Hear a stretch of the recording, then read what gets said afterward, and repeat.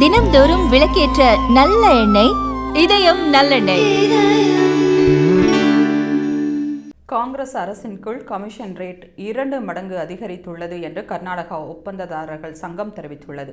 இதுகுறித்து கர்நாடக முதல்வர் சித்தராமையாவுக்கு ஒப்பந்ததாரர்கள் சங்கம் எழுதியுள்ள கடிதத்தில், கர்நாடகாவில் உள்ள ஒப்பந்ததாரர்கள் சந்திக்கும் பிரச்சினைகளுக்கு தீர்வு காண அரசு அதிகாரிகளுடன் பல முறை பேச்சுவார்த்தை நடத்தியும் எந்த தீர்வும் கிடைக்கவில்லை. குறிப்பாக முதல்வர் அளித்த வாக்குறுதிகளால் தங்களின் பிரச்சினைகள் முடிவுக்கு வரும் என்று எதிர்பார்த்திருந்த நிலையில் எந்த முன்னேற்றமும் ஏற்படவில்லை. இதுவரை அரசிடம் இருந்து எந்த பலனும் தங்களுக்கு கிடைக்கவில்லை.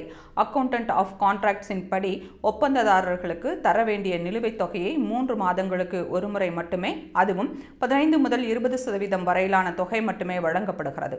2018, 19, 20, 21 உள்ளிட்ட ஆண்டுகளுக்கான ஜிஎஸ்டி நிலுவைத் தொகையை ஒப்பந்ததாரர்களுக்கு வழங்க வேண்டும் என்று கடந்த 2 ஆண்டுகளாக நிதித்துறையின் தலைமைச் செயலருக்கு பலமுறை தெரிவித்தும் எதுவும் நடக்கவில்லை.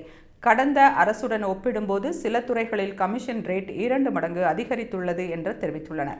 இதுகுறித்து பேசியுள்ள எதிர்க்கட்சித் தலைவர் அசோக், ஒப்பந்ததாரர்கள் சங்கம் தெரிவித்ததைப் போல சித்தராமையாவின் அரசு பதவியேற்ற பிறகு ஒப்பந்ததாரர்கள் 80% வரை கமிஷன் தர வேண்டி உள்ளது. பாஜக ஆட்சியில் 40% வரை கமிஷன் பெறப்படுகிறது என்று காங்கிரஸ் குற்றம் சாட்டிய நிலையில் இப்போது காங்கிரஸ் என்ன செய்கிறது என்று கேள்வி எழுப்பியுள்ளார். சித்தராமையா பதவி விலக வேண்டும் என்று தெரிவித்துள்ளார்.